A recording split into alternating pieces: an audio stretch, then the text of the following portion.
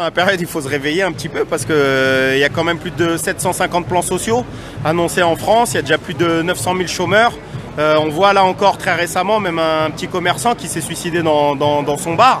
On voit à quel point la crise elle est d'ampleur, elle est sans précédent et qu'on a un gouvernement qui, malgré les belles paroles, malgré les discours, en réalité il fait pas grand chose, ni pour les salariés, ni pour les prolétaires, ni pour les petits commerçants qui galèrent aujourd'hui. On leur parle de click and go, on leur parle de livraison emportée, etc. Et la réalité c'est que les gens n'arrivent pas à vivre aujourd'hui parce que toute la gestion sanitaire du gouvernement elle est catastrophique en fait depuis le début. Tout ce qui est en train de se passer, c'est une question de manque de moyens en fait pour pouvoir protéger la santé des gens en fait. C'est parce qu'il n'y a pas assez de lits, il n'y a pas assez de respirateurs artificiels, ça on le sait depuis le début. Le premier confinement, peut-être les gens ont oublié, mais à l'époque il n'y avait pas de masque. Maintenant on a nos masques, tout ça, ça a l'air naturel, mais il faut que les gens se souviennent que le premier confinement, le gouvernement appelait les gens à aller voter au premier tour des élections municipales, disait aux gens il n'y a pas de masque, etc., etc. Donc toute la gestion sanitaire de ce gouvernement-là, elle est catastrophique. Et cette crise sanitaire, elle est combinée à une crise économique qui arrivait déjà. C'est la fin d'un système, la dégénérescence de système capitaliste qui arrivait au bout et qui aujourd'hui, on voit dans une période en fait de crise sanitaire, ils n'arrivent plus à gérer leur modèle social en fait aujourd'hui. Donc on voit à quel point en réalité ce système-là, il est arrivé au bout du bout, quoi. C'est-à-dire que il n'y a plus rien à attendre en fait aujourd'hui, sinon de la misère sociale, de la précarité, de la pauvreté. Là, on était avec les camarades de série, c'est des sous-traitants en fait dans le domaine de la sécurité aéroportuaire. 47 salariés dans le changement de contrat entre Ceris et Securitas. Securitas profite de la crise en disant de toute façon, vu qu'il n'y a pas de boulot là, moi j'ai pas à les payer. Donc depuis le mois de novembre, ils touchent pas une thune. 47 pères et mères de famille en fait qui ne savent pas comment remplir leur frigo, payer leur loyer, etc. On voit à quel point la crise elle a bon dos et que derrière, pour les grandes entreprises, le patronat en réalité, les profits continuent à se faire en fait.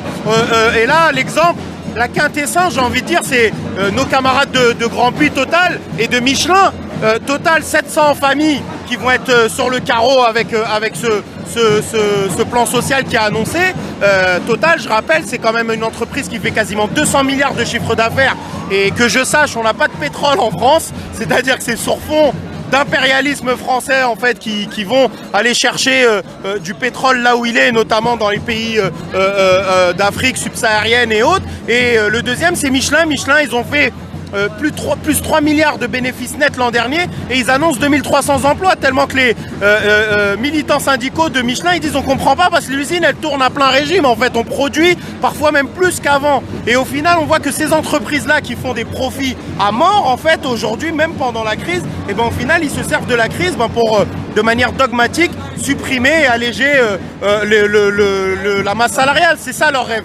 Leur rêve à tous, c'est d'avoir moins de salariés, moins de travailleuses et de travailleurs et plus de rentabilité en fait, que les gens on les essore comme des serpillères en fait jusqu'au bout, jusqu'à la dernière minute, la dernière seconde, ils travaillent. On a vu même des fois ces articles aux États-Unis notamment, on dit que certains salariés ils mettent des couches parce qu'ils n'ont pas le droit à la pause pipi. C'est ça leur rêve au système capitaliste, aux grands patrons. C'est ça, c'est d'exploiter en réalité les travailleuses et les travailleurs ici en France ou à l'international. Et nous, on n'est pas dupes vis-à-vis de Total qui essaye de faire une communication de greenwashing, etc. et qui au final, elle est en train de décimer des villages en Afrique et notamment en Ouganda pour refaire des raffineries là-bas et le raffinage en Afrique parce que ça leur coûte moins cher, parce qu'ils exploitent encore plus nos camarades, nos frères et nos sœurs africaines et africains là-bas parce que voilà, au final, ils les attaquent parce qu'il y a moins de droits, il y a moins de salaires, il y a moins d'économie et qu'au final, les gens dans cette misère profonde que vivent ces pays, au final un géant comme Total il profite d'essayer de les exploiter encore plus qu'il n'exploitait les travailleuses et travailleurs ici en France. Donc voilà, solidarité totale avec tous ces camarades qui vivent des plans sociaux et je leur dis il faut relever la tête, pas négocier la régression sociale, il faut se battre jusqu'au bout, vaille que vaille, comme on dit, et il va falloir arracher le zéro licenciement. Il n'y a rien à accepter, on n'a pas accepté le moindre licenciement, on n'a pas accepté les ruptures conventionnelles de contrat, on n'a pas accepté toutes ces choses-là, les départs volontaires, les non-remplacements, parce que dans une société dans laquelle il y a plus de 6,5 millions de chômeurs, 10 millions de personnes qui vivent sous le seuil de pauvreté, qu'est-ce qu'on va faire en fait? On va vivre de quoi après-demain? On va vivre de quoi? De quoi vont vivre nos enfants?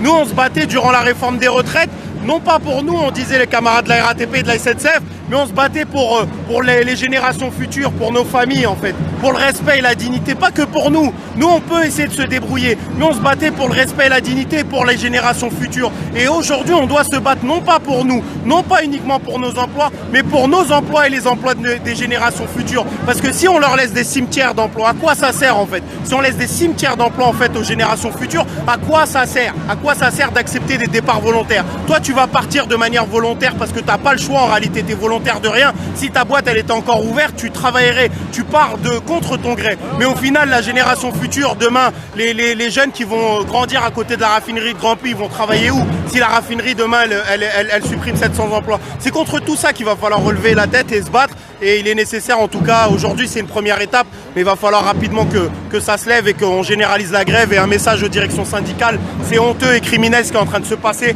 1 an de Covid et 1 an, il n'y a pas une lutte, il n'y a pas une grève, il n'y a rien qui est lancé aujourd'hui par les directions syndicales. On n'a pas besoin de faire la grève et les manifestations le jour où on sera dans l'opulence. C'est quand on est dans la galère qu'il faut sortir, c'est quand on est dans la galère qu'il faut construire le rapport de force. Pas quand tout va bien. Et de toute façon, jamais rien ne va. Jamais rien ne va, on est attaqué, attaque sur attaque. On vient de finir la réforme des retraites, que là aujourd'hui on lutte contre les plans sociaux. Il est nécessaire que les directions syndicales, si elles veulent servir une fois à quelque chose, si aujourd'hui c'est de lutter, parce que c'est une lutte à mort aujourd'hui ce qui est en train de se passer. C'est une lutte à mort en fait entre eux et nous. Et aujourd'hui se joue notre avenir, se joue l'avenir de la classe ouvrière, et il est nécessaire qu'on lutte jusqu'au bout en fait, et en tout cas solidarité à tous les camarades qui sont attaqués, et on espère vite se retrouver dans une grève qui mettra à terre le pays et notamment la bourgeoisie.